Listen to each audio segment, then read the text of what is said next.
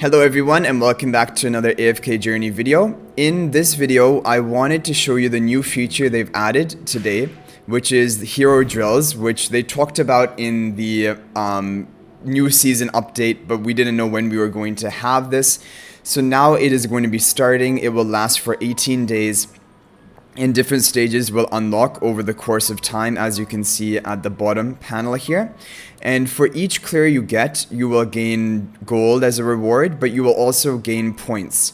And depending on the number of points you have, you will unlock these bonus rewards, which are pretty valuable. In total, we have 15 temporal essence, 60 tidal essence, and 80 omni acorns, which are really good rewards, especially the temporal essence, which is such a important resource for upgrading our heroes' exclusive equipment to unlock their potential.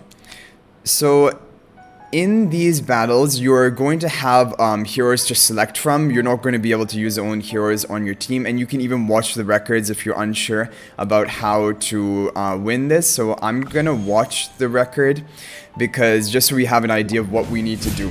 We have to stun the enemy. Oh, and you get to position your Soren anywhere on the initial tiles. And you want Soren to go in a position that he will repeatedly knock the enemy back into the rocks, because this is Soren's unique ability that if he can knock an enemy into an object, then it will cause the enemy to be stunned and they will be unable to move for a longer period of time. So that seems pretty simple. We'll have to play Soren over here. We have to choose Soren, and it's just going to be about the positioning of him on the battlefield. And positioning him here is good because then the enemy is going to walk up here towards the rocks, and we will then be able to get around him. We can also manual cast our ultimate, but already knocking him back over and over again into the rock. So, and then we'll just want to ultimate in a location that will again hit him into the rock, and there we go. So that is going to show you how Soren basically shines in his kit if there is an obstacle, or even Elsa setting up the rock pillar so that Soren can knock enemies into that object. Deploying heroes with control effect abilities will increase battle effectiveness. So control the enemies. They have some buffs, HP enhancement, attack enhancement. Okay, and we have a thumbs up already on some of the heroes, which have a bit of crowd control. It's mainly Lumont. Especially in the new season, we see him a lot in the AFK stages. And we have to use Soren, and we only have one artifact choice. I'm thinking probably Reese is a damage dealer, and maybe a full Mauler team, just to get the maximum synergy bonus, and Shakir will run up from the side.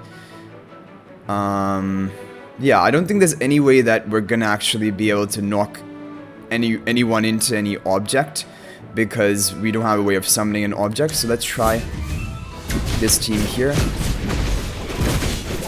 Lumont died way too quickly. Yeah, I think we're gonna need Shakir to ultimate. Shakir does get off his ultimate and has a shield. Maybe this will still be enough to win here. Yeah, I think this should be enough.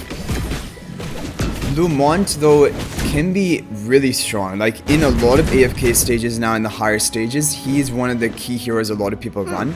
Because he has control, he is overall very tanky, and he has the good season skill of, I think, the haste and damage bonus, I believe, for your team. So he works well in a lot of team compositions. Okay, create earth pillars. So Elsa will create the earth pillars, and then we'll want to knock people back into that. And yeah, so probably Soren and Elsa, and not go for Seth, I think. Let's try that. Okay, but we want to reposition. We want Elsa to be in the back because she is a mage. She needs to be more protected. Soren can be in the front. And then we'll want to try to knock enemies into the pillar if possible. Okay, Elsa is not... Get another stun. Oh wow, so Elsa's gonna kite... No, almost gonna kite that enemy to death. I think maybe we just go for Seth then, to try and finish them off, because Soren is not doing much because Soren dies too quickly. So, and when enemies are low health, Seth gets a buff. We know that from the trivia quiz. So, maybe that is how we can kill here. We can watch the video record. Even with the defeat, you get 75,000 gold even by losing. If that is the case, or I don't know if that's a bug, just showing it on the screen, but if that is the case, then you would want to lose a lot. Okay, so a lot of people use Soren and Elsa in this position, so both are kind of tanking, rather than one tanking all of the damage. So this is better. Elsa can summon the Earth Pillar, and then Soren can keep knocking the enemy into the pillar. And yeah, we shouldn't even need to manual cast. But you guys can, I guess, try that if you need the gold. Right now, because all of my equipment is upgraded, all of our artifacts are upgraded, now we're just waiting on the resources to continue to upgrade the artifacts. I don't have any issue with gold anymore. Actually, we have way too much gold. Which seems weird, because before, like, we were struggling so much with gold to upgrade even basic things, but now we have, like, an excess of gold. Deploying heroes with control effect abilities will increase battle effectiveness, so again, control. So Granny, Danny, Iron, but probably we want to stagger them, like, both on the same line so that Granny isn't taking all of the damage. And then finally, probably Haywin to heal everyone and keep people alive. Yeah, we have Elsa for crowd control as well, so yeah, we have a very heavy crowd control team and sustain from Haywin. So this should probably be the best. But normally it is best if Granny can get up into the front line of the enemies, because then she can, with her ultimate, land her immobilization on as many enemies as possible. But if you're worried about her surviving, then you can place her in a more back line. So that was it. So it's pretty basic. There's even the formations that you can take basically advice from if you're unsure about how to clear it on your own. But yeah, so this is a good mode. We're gonna get a lot of rewards from it, and it will unlock periodically as well. So make sure that you're doing this, as well as all the other things, for example, clan reputation quests and things like that. And there's another thing I realized, because I forgot to do my clan reputation quest one day, and then I was able to do 2 quests the following day. So I think it will, like, remember how, maybe up to 2, I don't know how many times it would remember. Like, maybe if you skip 3 or 4 days, it would only give you a maximum of a certain number of quests on the day when you start doing them again. But that was a really good thing, because I thought I was gonna miss out on the clan reputation progress because of the fact that we forgot to do it one day. But that's good. And as for the Astral Fair event, we're pretty much done with it. We've done all of the basic points, and we've gotten enough vouchers to buy all the key items, and now we're just buying the hamsters from the Astral store. And there's still, I guess, 4 days about left. But yeah, the most important thing is to do the daily, at least one event daily, and then you'll have no issue completing the challenge. But if you miss some of the days, then you're going to have to, like, play the following days and actually play through the events a bit more to complete some of these other quests if you want to get the total 900 points.